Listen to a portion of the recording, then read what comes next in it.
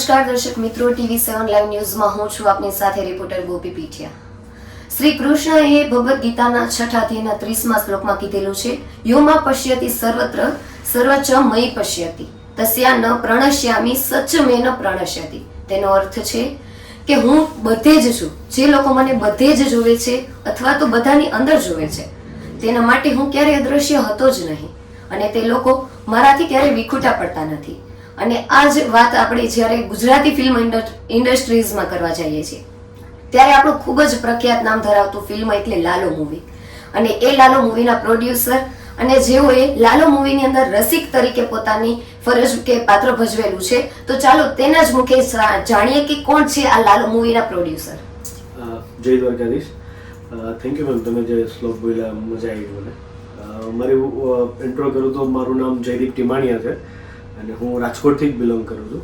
અને લાલો ફિલ્મની અંદર મેં પ્રોડ્યુસ બી કરેલું છે, એક એક્ટિવ બી કરેલું છે. મારા એન્ટાગોનિસ્ટ કેરેક્ટર એઝ એ વિલન રસિક કરીને છે કેરેક્ટર, એ પણ કરેલું છે. અને સાથે સાથે મેં અને મારી ટીમે ડાન્સ કોરિયોગ્રાફી બી કરેલી છે, જે કાંતારી રે સોંગ છે એ દ્વારિકાનો નાથ, તો એ પણ આ ફિલ્મની અંદર અમે લોકોએ વર્ક કરેલું છે. થેન્ક યુ સો મચ કે તમારું સરસ સ્ટાર્ટિંગ આવ્યું એનું. ઓકે, હવે જયદીપભાઈ હું તમને એ પૂછવા માંગીશ કે જો કે લાલો અત્યારે સૌના મુખે ચર્ચાઈ રહેલું એક નામ છે, પરંતુ આ લાલો મૂવી જે બન્યું છે તેનો તમને વિચાર ક્યાંથી આવ્યો? એકચ્યુઅલી થોડું લોંગ સ્ટોરી જે કહું કે ઓકે, કઈ વાંધો. એકચ્યુઅલી હું અને મારો મિત્ર અંકિત જે ડિરેક્ટર છે, ઘણા ટાઈમથી ફિલ્મો બનાવી હતી. અચ્છા.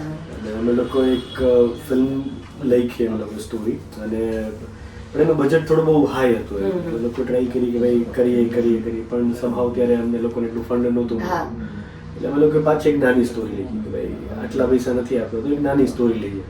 તો અગેન અમે લોકો એક નાની સ્ટોરી લખી, અગેન પાછા અમે લોકો ફંડિંગ માટે અમે લોકો ગયા, તો ત્યારે બી સેમ ફંડ ન મળ્યું. તો મારો મિત્ર અંકિત કે યાર કેમ ભેગું થશે, એક કામ કરીએ આપણી પાસે શું અવેલેબલ છે, જે આપણી પાસે અવેલેબલ હશે ને એમાં આપણે લોકો ફિલ્મ બનાવી. અને દેન ત્યારે હું કીધું વિચારવું કે મારી પાસે કેમેરા છે અને આર્ટિસ્ટ એવા લેવા છે કે જે ઓછા બજેટમાં બી આવે અને કમ આર્ટિસ્ટની અંદર આખી ફિલ્મ કહેવાય છે. તો ત્યારે અમે વિચાર્યું હતું કે બે જ આર્ટિસ્ટ હશે ને ખાલી કન્વર્સેશન વાળો પાર્ટ, કે એક માણસ છે એ પ્રોબ્લેમમાં ફસાયેલો છે અને એ સુસાઇડના પોઈન્ટ ઉપર આવી જાય છે, એટલો એ માણસ એટલો પ્રોબ્લેમમાં ફસાયેલો છે અને ત્યાં કૃષ્ણ આવે છે અને ત્યાં બેનું વાતનું કન્વર્સેશન સ્ટાર્ટ થાય ને એ કૃષ્ણને શીખ આપીને બચાવે છે. તો આવો એક થોટ આવ્યો ને થોટ અને ધીરે ધીરે અમે લોકો ગુથતા ગયા અને અમે મિત્ર સર્કલ બધા ભેગા મળીને એક ફંડ એકઠા કર્યું. પછી જયભાઈ વ્યાસ જે અમારા મેઇન કે પિલ્લોર છે, કે હા એને કીધું કે ભાઈ તમે લોકો બનાવો, થોટ સારો છે, અટકે હું બેઠો છું. દેન પછી સ્ટોરી અમે લોકો ખોઈ લઈએ, ચલો હવે થોડું ફંડ છે તો આપણે થોડા કેરેક્ટર બી વધારીએ, ફિલ્મ બારે બી લઈ જાય એમ. અને કે ભાઈ કૃષ્ણ ઓલવેઝ ધીરે ધીરે આવી રીતે હેલ્પ કરતા હતા અને અમે લોકો ફિલ્મ બની, અમે લોકો ફિલ્મ શૂટ કરીને ઘણા બધા કેરેક્ટરોની અંદર એડ થયા. આ રીતે ફિલ્મનો વિચાર એ આવ્યો હતો કે ભાઈ પેલો થોટ એ હતો કે ભાઈ આપણે બજેટમાં શું છે ને આપણી પાસે શું છે, એ વિચાર્યું. અને ધીરે ધીરે કે ભાઈ જ્યોતના દીવડા જ્યોતે ભેગા થઈ જાય, તો એવી રીતે ડોટ કનેક્ટ થતા ગયા અને આજે સ્ટોરી જે લોકો તમે જોઈ રહ્યા છો એ આ સ્ટોરી છે લાલો. રાઈટ. જયદીપભાઈ, જે મૂવી છે એનું જુનાગઢમાં શૂટિંગ થયેલું છે, બરોબર? તો એવું જુનાગઢની અંદર જ ખાસ શૂટિંગ કરવાનું કોઈ એવું પર્ટિક્યુલર રીઝન છે કે જેના લીધે તમે જુનાગઢ જ કરેલું છે? યસ, રીઝન એની અંદર એ છે કે ભાઈ કૃષ્ણની વાત છે અને એવું કહેવાય છે કે ભાઈ નરસિંહ મહેતા માટે શ્રી કૃષ્ણ ભગવાને 52 વખત કામ કર્યું અને જુનાગઢ એક એવી એક ભૂમિ છે કે ત્યાં 33 કરોડ દેવતાઓ વસેલા, તો કૃષ્ણ ત્યાં પણ આવ્યા જ હશે, રાઈટ? તો એ જગ્યા એટલા માટે અમને પહેલેથી છે ને જુનાગઢ બહુ પ્રિય છે. અમે લોકોએ લાલો પેલા બી ઘણા બધા અમે લોકોએ સોંગ શૂટ કરેલા હતા. કઈ બી હોય ને કેમ યશરાજ નું કેમ કે ભાઈ એનું સ્ટુડિયો તો કે લંડન, હા એ ફિક્સ એરિયા, અમારે જુનાગઢ જ કે ભાઈ સ્ટુડિયો જતા રહેશું, તો એને એક લંડન એક એનું એક પ્લેસ છે. સેમ અમારી આ જે મેનિફેસ્ટ જે પ્રોડક્શન અમારી જે ટીમ છે કઈ બી અટકે ને એટલે જુનાગઢ થી ત્યાં સોલ્વ થાય ને તો અમે ઘણા બધા સોંગ ને બધી જગ્યાઓ જોઈ લીધી, ઘણું બધું એક્સપ્લોર કરેલું જુનાગઢ. અને જુનાગઢની અંદર જ અમે લોકો વાત કરી, કારણ કે ડોટ કનેક્ટ થતા હતા. જુનાગઢમાં શું કામ ત્યાં 33 કરોડ દેવતાઓ છે. હા, અને ક્યાંક એ લોકો તમને હેલ્પફુલ થઈ રહ્યા પણ છે. રાઈટ. અને અમે લોકો કૃષ્ણને એકોર્ડિંગ જ ફિલ્મ બનાવતા હતા. તો મેં કીધું યાર અમે લોકો વિચાર્યું કે જુનાગઢ શું કામ નહીં, સો દેટ્સ વાય જુનાગઢ એટલે ચૂઝ કરાયેલું છે. પછી આમાં જયદીપ કેવું હોય કે મોસ્ટલી કોઈ પણ પર્સન માટે લાગુ પડે કે ભાઈ તમે કોઈ સારું કાર્ય કરવા જતા હોય, કોઈ મોટું કાર્ય કરવા જતા હોય તો કોઈ બાધા બને, કોઈ પ્રશ્નો આવે, કોઈ પણ અડચણ તો આવી શકે. તો તમારે લાલુ મૂવીના શૂટિંગ સમયે એવો કોઈ પ્રશ્ન બન્યો છે કે જે તમને ક્યાંક અડચણરૂપ થયો હોય? હા, પછી એનું કવરઅપ થઈ ગયું હોય, પણ એવું કઈ અડચણ તમને એમ થયું કે નહીં આ પ્રશ્ન મને નડી શકે એમ છે? હા, અડચણ તો બહુ વધી ગઈ કેમ કે પેલા તો આ ડોટ કનેક્ટ કરવામાં જ અમને લોકોને 2-2.5 વર્ષ જેવો ટાઈમ લાગી ગયો. અને ફિલ્મ જ્યારે પેપર ઉપર આવી કે ચલો ફાઇનલી આ લાલો ફિલ્મ છે, પછી અમે લોકોએ શૂટ કર્યું. શૂટ કરીને અમે લોકો અમે લોકો સોંગ કાંતારી એક જે સોંગ છે ને એનું શૂટ કરતા હતા. અને અમે લોકો આમ બહુ મસ્ત પ્રિપેર હતા બધા કે ત્યાં આર્ટ બધું મસ્ત ડેકોર થઈ ગયું.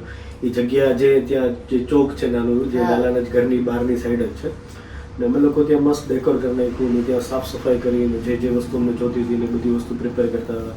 અને 7-7:30 નો ટાઈમ હતો. અને હું અંકિત અને મારા એક ટીમ મેમ્બર ધનંજય કરીને અમે લોકો શોર્ટ ડિવિઝન કરતા હતા કે આ શોર્ટ અહીંથી લેશું, આ બધું નક્કી કરતા હતા. અને એની અંદર એક ભાઈ આવ્યા કે આ બધું બંધ કરો કે નહીં ચાલે. એ ભાઈ આવ્યા હશે ટૂંકમાં એના ઝોનમાં જતા હોય અને કે બધું બંધ કરો કે નહીં ચાલે આમ તેમ નહીં. અમે લોકો વિચારી કે શું થયું ઘડીક, કે આજુબાજુના જે બીજા લોકો હતા એ બહુ સપોર્ટિવ હતા, બહુ બધા લોકો અમને ત્યાં સપોર્ટ કરેલો હતો. તો મેં કીધું હમણાં તો બધા લોકો સપોર્ટ કરે, અચાનક આ ભાઈ કોણ આવી ગયા? તમે આજુબાજુ કે ભાઈ આને કંઈક સમજાવો ને, તો કે ના યાર અમે એની સાથે નહીં એવું નથી. કારણ કે એ પર્સન એવું હતું કે કોઈ એને કઈ એની સામે કઈ ન બોલે. એટલે અમે લોકો થોડી વાર ટેન્શન, યાર શૂટ થશે નહીં થશે યાર આટલું બધું, કારણ કે અમારી પાસે કમ બજેટ હતું એવું હતું જ નહીં કે આ શૂટ અમે પાછું બીજી વાર રીશૂટ કરીએ કે બીજે કરીએ કે પછીના દિવસે કરીએ. કારણ કે જે નક્કી થઈ ગયું સેમ ડે ત્યારે કરવાનું, ફૂલ એકદમ ટાઈટ સ્કેડ્યુલમાં અમે લોકો ચાલતા હતા. તો ટેન્શનમાં ગયા શું કરશું ને અમે લોકો બધાને કહ્યા પ્લીઝ આ ભાઈને સમજાવો. ને અમે કહું સારું જ કામ કરીએ તો કે ના ના અમારા માતાજીનો ચોક છે અહીંયા તમે આવું શૂટ નહીં કરો. ને તો અમે લોકો થોડી વાર ટેન્શનમાં ને પછી કે ભાઈ એક રેન્ડમ એક ભાઈ આવ્યા, એ અમારા માટે કૃષ્ણ હતા. એક ભાઈ આવ્યા અને ભાઈ આમ ગાડી લઈને આવ્યા અને ઓલા ભાઈને કે બેસી જા ગાડીમાં. પેલા ભાઈ એકદમ આમ કે આમ ડાયા ડમરા થઈને આવી ગાડીમાં બેસી ગયા. એટલે ભાઈ કહ્યું તમારે જે શૂટ કરી લો. એ ભાઈ ગાડી લઈને નીકળી ગયા. તો ત્યારે અમને એવો અનુભવ થયો કે યાર કઈક દિવ્ય શક્તિ કામ કરે. હા કે ભાઈ અપ્સ એન્ડ ડાઉન્સ ઘણા બધા પણ રસ્તો નીકળી જાય. તો સેમ એવી રીતે આવ્યા ને અમે લોકો યાર ભગવાનનો માણસ આવી એને લઈને નીકળી ગયું. હવે કે તમારે જે શૂટ કર્યું કરો, બિંદાસ કરો, જેટલું કરો એટલું શૂટ કરો. અને અગેન પાછું અમે લોકોએ શૂટ સ્ટાર્ટ કર્યું. પણ એ જે અડધી કલાક હતી ને અમારા માટે એમ જીવ ઉપર આવી ગયું કે ત્યારે તો આમ હાર્ટ ફેલ જ યાર કેમ કરશું યાર, આ ભાઈ કોણ છે, કોઈ આજુબાજુ વાળા કહેતા નથી કોક હશે ભાઈ. તો ત્યારે એ અડધી કલાક બહુ મુશ્કેલ હતી. તો એ એક કિસ્સો હતો. પછી જેઠીભાઈ આપણે નોર્મલી શું હોય કે કોઈ પણ તમે કાર્ય કરો છો તો ઘણા બધા લોકોને તમારે સાથે લઈને ચાલવાના છે. જેમ કે તમે લાલો મૂવીનું શૂટિંગ કરતા હતા તો જેટલા કલાકારો તમારી સાથે હતા તો તેની સાથે તમારું કોર્ડિનેટ કેવું રહ્યું? કારણ કે ઘણા લોકોને એવું હોય કે તમે એક વખતમાં પણ ન સમજાતું હોય તો તમારે ઘડી શીખવાડવું પડે. ઘણા લોકો એક વખતમાં કવર કરી શકે, મતલબ કેમ કે માણસે પણ ફેર હોય. તો કલાકારો સાથે તમારું કોર્ડિનેટ કેવું રહ્યું હતું? એક તો અમારું ક્રૂ બહુ ઓછું હતું, કેમ કે એમાં એક પર્સન છે ને 2-3 ડિપાર્ટમેન્ટ સંભાળતા હતા.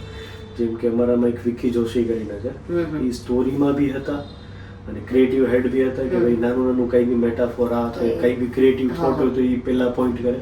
એ સાથે સાથે કોસ્ટ્યુમ બી સંભાળતા હતા. તો એવું હતું કે ભાઈ નાની ટીમ હતી અને એક માણસ 2-3 કાર્યો કરતા હતા. યસ, એની અંદર હું પણ ક્યારેક હું BTS શૂટ કરતો હોય, મારું કામ હું ક્યારેક એક્ટ કરતો, ક્યારેક પ્રોડક્શનમાં હેલ્પ કરાવતો હોય, ક્યારેક કોસ્ટ્યુમમાં હેલ્પ કરાવતો હોય. તો અને અમે જેટલા બી લોકો જોડાયા હતા ને બધા એવા હતા કે આમ કે નહીં કે ભાઈ યાર કુછ કરકે દિખાના હે. તો સેમ એનર્જી હતી બધામાં અને યાર કરીએ. એ ચાહે એક્ટર્સ હોય, ચાહે સ્પોટ બોય હોય, ચાહે પ્રોડક્ટ EP હોય અમારા, ઇવન ચાહે ડિરેક્ટર હોય, એ બી ક્યારેક આમ કે ને કોથળી માંડો પેલા શૂટ કરો તો જલ્દી. તો બધા લોકો મેં ત્યાં કોઈ ઓલું પોસ્ટ હતી જ નહીં કે હું ડિરેક્ટર છું, હું આ છું, હું પેલું છું, હું એક્ટર છું. એક્ટરે બી ઘણા બધા કામ કરેલા હતા ફિલ્મ અંદર. કરણભાઈ એટલું કામ કરેલું છે, સુહદભાઈ એટલું કામ કરેલું છે કેમેરાની પાછળ બી. સો ત્યારે એવું કોઈ ડિસાઈડ નહોતું કે ભાઈ કઈ કોની શું પોસ્ટ છે, બધાએ બધી વસ્તુ કામ કરી છે. અને જેવું શૂટ ખતમ થાય ને એવું અમે લોકો એક ત્યાં એક સ્ટે હતું, ત્યાં સ્ટે પર રહેતા હતા અને બધા ફૂટેજ જોઈએ કે આજે શું નીકળવા છે, અરે યાર આ બહુ મસ્ત નીકળ્યું, હજી આને કંઈક કાલે કંઈક આવું કંઈક કરશું, હજી આવું કંઈક કરશું. તો બધા અમે લોકો આમ કહે ને કે અડધી કલાક પોણી કલાક બધા એક જ રૂમમાં હોય. અને સ્ટાર્ટિંગમાં અમે લોકો છે ને રીવા જ્યાં હતા ને ત્યારે મુંબઈથી આવ્યા હતા અને તો પેલા અમે એની માટે એક હોટેલ અલગથી રહી ગઈ કે જે આમ વ્યવસ્થિત એકદમ થોડી સારી ને અમારી હતી પણ ઓકે હતી કમ્પેર ટુ. હા એટલે એક દિવસ રીવાને ત્યાં રાખ્યો તો બીજે દિવસે રીવા ગયા મને ત્યાં નથી રહ્યું, મને અહીંયા રહેવું છે તમારા બધાની સાથે. Yes exactly. તો એ પણ પછી ત્યાં શિફ્ટ થઈ ગયા. તો કેવું હતું કે બધા અમે લોકો સેમ પેજમાં હતા અને એવું નહીં કે ભાઈ હું આ છું તો હું અહીંયા રહીશ, હું આ છું તો અહીંયા રહીશ, કોઈને એવું કાંઈ નહીં. બસ એક જ વસ્તુ કામ કરવું, બેસ્ટ કરવું છે, આ વસ્તુ નીકાળવી છે. તો આવું એક ફેમિલિયર એટમોસ્ફિયર હતો મારો. અને જયદીપભાઈ મેં એ પણ સાંભળેલું છે કે તમે લાલો મૂવીની પહેલા પણ એક બે મૂવીઝ પણ કરેલા છે. તો એક પ્રોડ્યુસર તરીકે તમારી લાઈફ કેવી રહી છે? કારણ કે મૂવી છે એ એક તમારું કહેવાય ને કે આઉટપુટ છે, પણ એ આઉટપુટ જે તમારું સામે એવું છે એની પહેલા તમારી જે ઇનપુટ છે, તમારી પ્રોસેસ છે એ કહેવાય ને કે એ લોકો સુધી નથી પહોંચતી. તો મારે તમારી એ પ્રોસેસના લોકો સુધી પહોંચાડવી છે. તો એઝ અ પ્રોડ્યુસર તમારી લાઈફમાં કેવા કેવા સ્ટ્રગલ્સ આવ્યા છે અને શું કહેવાય ને કે એક તમારું સ્ટ્રગલ લાઈફ કે જે લોકો સુધી પહોંચવાનું બાકી છે, તો મારે એના વિશે તમારા પાસે જાણવું છે. સૌપ્રથમ તો પહેલા છે ને હું બિફોર કોરોના તો મુંબઈ હતો અને મને એવું હતું કે યાર ગુજરાતી ઇન્ડસ્ટ્રીમાં કામ કરવું અને એવું હતું કે નેક્સ્ટ શાહરુખ ખાન તો હું જ બની છે મુંબઈ. પણ કે ને કે મુંબઈ છે યાર, પ્રેક્ટિકાલિટીને તમને બધું જીવનમાં શીખવાડે છે. અને આફ્ટર કોરોનાનો જ્યારે ટાઈમ હતો ત્યારે ઘરે હતો ને ઘરેથી બી જ્યારે એ ટાઈમ આપણે બધા એકબીજાના ફેમિલીથી વધારે કનેક્ટેડ થયા, ટાઈમ સાથે સ્પેન્ડ કર્યો. ત્યારે હું વિચાર્યો કે યાર હું કદાચ મુંબઈ એટલો દૂર રહીને આટલું કદાચ હું અચીવ કરી બી લઈશ, બટ મારું ફેમિલીની સાથે છે ને હું ક્યાંક ને ક્યાંક એ ટાઈમ હું મિસ કરું. તો આઈ થોટ મેં તો હવે હું ફેમિલી સાથે રહીએ અને અહીંયા કંઈક ટ્રાય કરીએ ગુજરાતી ઇન્ડસ્ટ્રી. પછી મને ટેકનિકલિટી બધી ખબર હતી કેમ કે મુંબઈની અંદર મેં ઠગ્સ ઓફ હિન્દુસ્તાની, તાનાજી, પાનીપત આ બધા ફિલ્મમાં મેં એઝ એન જુનિયર આર્ટિસ્ટ કામ કરેલું છે. સો મેં એ આખી દુનિયા જોઈ હતી, હાઉ ટુ મેક ફિલ્મ્સ ને બધું. પણ હવે અહીંયા કેવું તો અહીંયા કોન્ટેક્ટ બનાવવાના, પણ ત્યારે મારા ટચમાં અંકિત તો હતો કે અમે લોકો ફોન પર કોન્ટેક્ટ વાતચીત કે ત્યાં કેવું ચાલે, ભાઈ બહુ મોટા મોટા કેમેરા છે, એટલું ક્રૂ હોય છે અને એ ત્યાંથી ત્યારે એ શોર્ટ ફિલ્મ ને એવું બધું બનાવતું અને એ કીધું યાર તું થોડું એડજસ્ટ થઈ સેટ થઈ જાય પછી અમે લોકો મુંબઈ આવીએ. તો આવી રીતે એની સાથે કનેક્ટિવિટી હતી અમારે. અને પછી હું રાજકોટ આવ્યો ને તો ધીરે ધીરે હું આલ્બમ સોંગ કોરિયોગ્રાફ કરતો હતો. પછી મેં ડાન્સ ક્લાસ મારા જે હતા એ મેં બંધ કરી દીધા અને આલ્બમ સોંગની કોરિયોગ્રાફી, આલ્બમ સોંગમાંથી ધીરે ધીરે કોન્ટેક્ટ બન્યો. એમાંથી મારા એક મિત્ર મળ્યા મીત કાર્ય કરીને, જે સૈયદ મોરીના પ્રોડ્યુસર છે. એ મારા મિત્ર બન્યા અને પછી વિશાલ વડાવાલા જેને રઘુ સીએનજી બનાવ્યું છે, સમંદર ફિલ્મ બનાવ્યું છે, સૈયર મોરી રહે, પછી વિક્ટર 303, રામ ભરોસે, આ બધી ફિલ્મો વિશાલ બનાવી. તો એ મારા ઘણા ટાઈમથી ટચમાં હતા અને મીત પછી ટચમાં આવ્યો. એટલે પછી ત્યારથી સૈયર મોરી રહી કે યાર બધું તમે ઇન્વેસ્ટ કરવું છે, મારા ફ્રેન્ડને બધું ડિરેક્ટ કરવું છે. તો એ બંનેને મેં કીધું યાર કરીએ કે ભાઈ કરીએ. અને ત્યારે પછી સૈયર મોરી બની. તો સૈયર મોરીની અંદર મેં એક નાનો એવો કેમિયો કરેલો કે પેલું સોંગ છે ગોરી તને મંડળા, એ સોંગ મારા મેરેજમાં આવે. જ્યારે મારા મેરેજ હોય અને ત્યાં માઇકલભાઈ ને ત્યાં ઢોલ વગાડવા ત્યાં બેની લવ સ્ટોરી કેમેસ્ટિક તમે જોયું તો દેખાય. તો ત્યાં એ એક સોંગ છે. તો એવી જ રીતે મારી ગુજરાત ઇન્ડસ્ટ્રી અંદર મારું પહેલું ફિલ્મ કહી શકાય તો સૈયદ મોરી.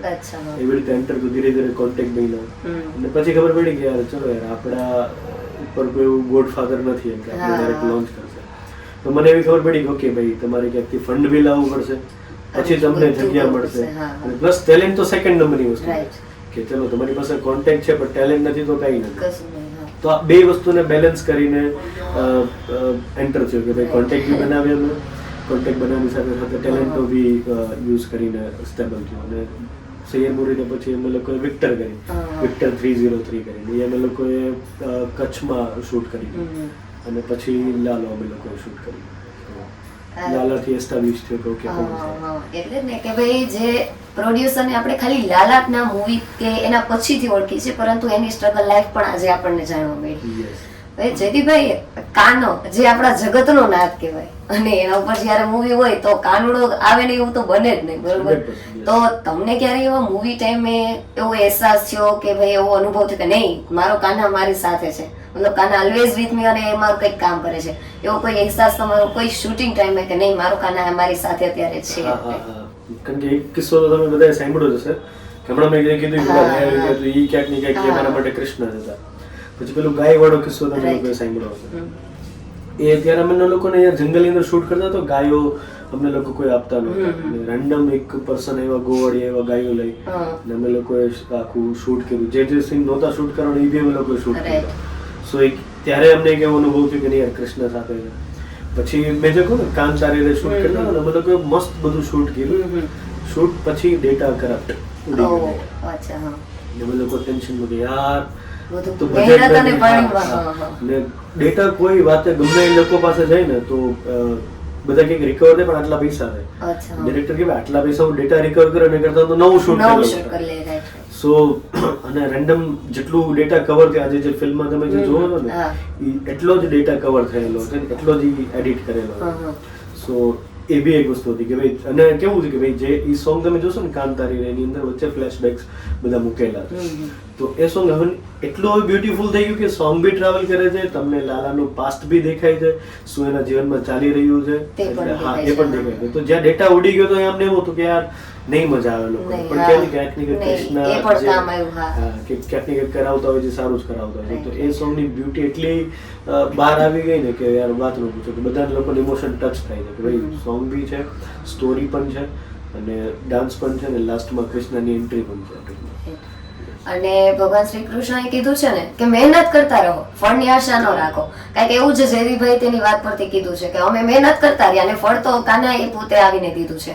અને આજે એ ફિલ્મ જેની મતલબ એવી આશા પણ નથી, પરંતુ આજે એ ફિલ્મ ગુજરાત ઇન્ડસ્ટ્રીઝનું એક નામ કાઢી ગઈ છે, કારણ કે 100 કરોડથી પણ વધારે કમાણી કરી ચૂકી છે.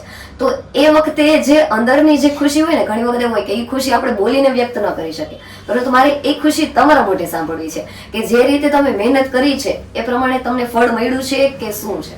100%. કારણ કે અમને લોકોને આટલું એક્સપેક્ટેશન જ નહોતું. અમે લોકોએ જ્યારે ફિલ્મ રિલીઝ કરી અને એ જે એક વીક 2 વીક જે ન ચાલી અને બધા થિયેટરમાંથી નીકળી ગયું હતું, પણ ત્યારે સ્ટીલ અમને એવું હતું કે નહીં યાર ફિલ્મ બતાવી છે, લોકો સુધી પહોંચાડવી છે, હાર નહીં માની. કારણ કે અમારા બેક સપોર્ટમાં જે એવા પ્રોડક્શન હતા ને કે જે ગુજરાતના કે ને ખમતીદર પિલ્લર કહી શકે, જે સોલ સુત્રા છે, નેમ ટ્રી છે, આરડી બ્રધર્સ છે, તો એ લોકો બહુ ધુરંધરો છે કે ભાઈ એ હોય એટલે વાર્તા પતી ગઈ. સોલ સુત્રા એટલે ખતમ, નેમ ટ્રી એટલે ખતમ. નેમ ટ્રી મતલબ રિલાયન્સ પાર્ટ છે, એટલે રિલાયન્સ એટલે વાર્તા પતી ગઈ. એટલે અમને લોકોને એક બેક સપોર્ટ બહુ સારો આવ્યો કે અમને લોકોએ આ ફિલ્મ બની ગઈ હતી 1.5 થી 2 વર્ષ અમે લોકો રેખ્યા, ત્યારે કોઈ નહોતું મારી સાથે કે ભાઈ રમેશભાઈ લઈ લો, કરશનભાઈ લઈ લો, ફલાણાભાઈ લઈ લો, ઠીકણાભાઈ લઈ લો, કોઈ નહોતું. પણ મહેનત સતત કે ને ચાલુ ભગવાન આપ્યું એક સાથે 3 ધોરણ કે લ્યો, સોલ સુત્રા લ્યો, નેમ ટ્રી લ્યો, આરડી બ્રધર્સ. તો પાયા આવી એવા મજબૂત આપ્યા કે અમને લોકોને હવે ટેન્શન હતું કે નહીં ભાઈ હવે ફિલ્મ જશે. પણ કેવું હતું કે ભાઈ સામે બીજી બી મોટી ફિલ્મો આવતી હતી, તો એક પ્રેક્ટિકાલિટી એવી છે કે ભાઈ તમારે એને બી સ્ક્રીન આપવી પડે. અને એવું ત્યારે ફિલ્મનું એટલું એટમોસ્ફિયર ક્રિએટ નહોતું થયું કે ભાઈ અમે લોકો એવું હોલ્ડ કરી શકીએ નહીં અમારે આ સ્ક્રીન આટલી જોઈએ છે. પણ કે ને કે ભાઈ કૃષ્ણનું કે ભાઈ તમે કરી લીધું, હવે મારો વાર. પછી એને જે આખી લીલા જે રહી છે તમે બધા સૌ જાણો છો કે ભાઈ શું છે. તો આ રીતે ધીરે ધીરે છે ને ટૂંકમાં ઈ ટ્રાવેલ આખું થયું આખું. ને વસ્તુ એવી હતી કે ભાઈ સ્પેશિયલી થેન્ક્સ કહું ને યાર, ખરેખર ઓડિયન્સ તમને લોકોને કહું છું, તમે જે લોકોએ જે સપોર્ટ કરીને જે લોકોએ જે ફિલ્મને વધાવી છે અને આટલું અનએક્સપેક્ટેડ. અમે લોકો 1 કરોડ દેતા મતલબ ઓકે યાર આપણે 1 કરોડ કે યાર પાર્ટી કરી લીધી, યાર પાર્ટી ઇન ધ સેન્સ કે ભાઈ ચલો એન્જોય કરી યાર, કેક કટિંગ ને 1 કરોડ કમાઈ આપણે મહેનત પ્રમાણે આપણને ફળ મળ્યું છે. કૃષ્ણ કે ભાઈ આ કાઈ નથી, શરૂઆત હજી તો તમને ઘણું મળશે. તો આજે 120 કરોડ પ્લસ ના કલેક્શન કરેલું, તો અમને તો હજી એમ જ છે કે ભાઈ અમે જે એક સપનું જ જોઈ રહ્યા છીએ. તો એ એક એક્સાઇટમેન્ટ આમ કે ને કે ભાઈ સપનાની બહાર છે. હવે આ મૂવી જેટલું બધા માટે એક્સાઇટેડ છે એવી જ રીતે લોકો હજી પણ રાહ જોઈ રહ્યા છે કે કંઈક આવું હજી નવું આવે અને અમે લોકો આટલી જ આતુરતાથી જોઈએ. તો શું આવું ભવિષ્યમાં તમારી કોઈ પ્લાનિંગ છે કે તમે આવું કોઈ મૂવી બીજું બનાવશો અથવા ઓડિયન્સ માટે કઈ આવું બીજું કરવાનું પ્લાનિંગ શું છે તમારું પ્લાન? અત્યારે એના વિશે બોલીશ તો નહીં, પણ હા આવે છે 110%. એ કહીશ કે ભાઈ જે આવે છે ને એ આપણા ગુજરાતના રૂટ્સને લઈને જ આવે છે, કે એની સાથે આપણું કાઠિયાવાડી કલ્ચર જે કનેક્ટેડ છે એવી જ અમે લોકો એક વાર્તા લઈને આવવાના છે. પણ વેરી સૂન જેવું અમે લોકો થોડુંક લાલામાંથી થઈ જઈએ અગેન. અને હા, આપણું લાલો ફિલ્મ હજી નેક્સ્ટ 9th જાન્યુઆરીના હિન્દીમાં રિલીઝ થવાનું છે. તો પ્લીઝ એકવાર અગેન પાછું તમે લોકો હિન્દીમાં જુઓ અને અગેન પાછા તમે રિવ્યુ આપો કે ભાઈ હિન્દીમાં તમને લોકોને કેવું લાગે. તો પ્લીઝ નજદીકના તમારા સિનેમા ઘરની આજુબાજુમાં હશે 9 તારીખે 9 જાન્યુઆરી જોવાનું ચૂકશો નહીં. અને છેલ્લે જ્યારે હું હવે જ્યારે પૂરું કરવા જઈ રહી છું ને ત્યારે જે ખાસ પ્રશ્ન મને જે વધારે થાય છે કે આ જે મૂવી છે ને એ સૌથી વધારે યુવાધનને કનેક્ટ છે. કારણ કે આપણે સૌ જાણીએ છીએ એક તો ભારતની અંદર સૌથી વધારે યુવાધન છે અને એ જ આપણી ભવિષ્યની પેઢી છે કે જે આપણને કામ પણ આવવાની છે. તો લાલો મૂવી ડાયરેક્ટ ઇનડાયરેક્ટ જે રીતે કહીએ ને કે જે ટીનેજર્સ જેટલા છે ને જેટલા યુવાનો એ બધા સાથે ડાયરેક્ટલી ઇનડાયરેક્ટલી કનેક્ટ થાય છે. તો આ મૂવીના માધ્યમથી તમે એ લોકોને શું સંદેશો આપવા માંગવાના છો?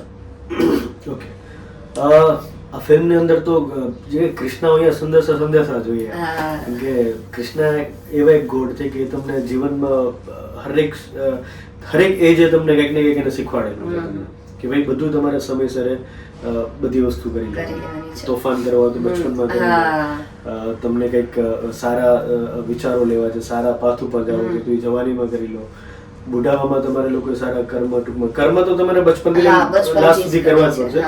પણ આ ફિલ્મ દ્વારા એવું કહેવા માંગીશ કે મારા જેવો મિત્ર નહીં રાખો.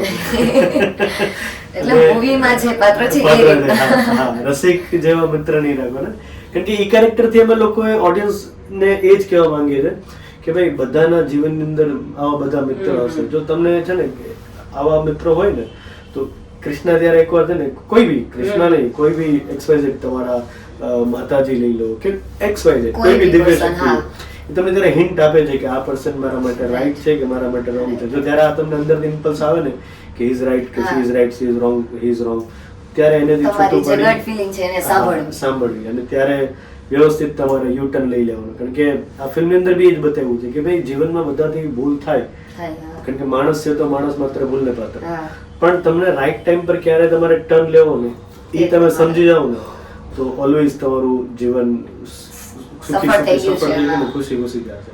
તો મેસેજ એ છે કે ભાઈ ખરાબ સંગત નહીં રાખવાની, સારા કર્મ કરવાના, કર્મ કરતે જો ફલ કી ચિંતા મત કરો. દેશે અત્યાર સુધી કેવું હતું કે અમે લોકો સાંભળ્યું હતું કે મહેનત કરી તો મળે, મહેનત કરી તો મળે, પણ હવે કેવું હતું હવે અમે અનુભવ્યું યાર. તો હવે અમે લોકો હકથી કહે છે યાર કરી લેજો, લડી લેજો, મળશે મળશે ને મળશે. કે પેલું કહેવાય ને કે ભાઈ અનુમાન ગલત હો સકતા લેકિન અનુભવ ગલત.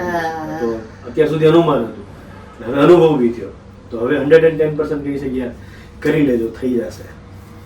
અને એક થોડુંક એન્જોય માટે મૂવીમાં કોઈ એવો તમારો ફેવરિટ ડાયલોગ રહ્યો છે કે જે તમને આમ વધારે ગમતો હોય? હા, એ તો તમારા મોઢે સાંભળવું જ પડે ને.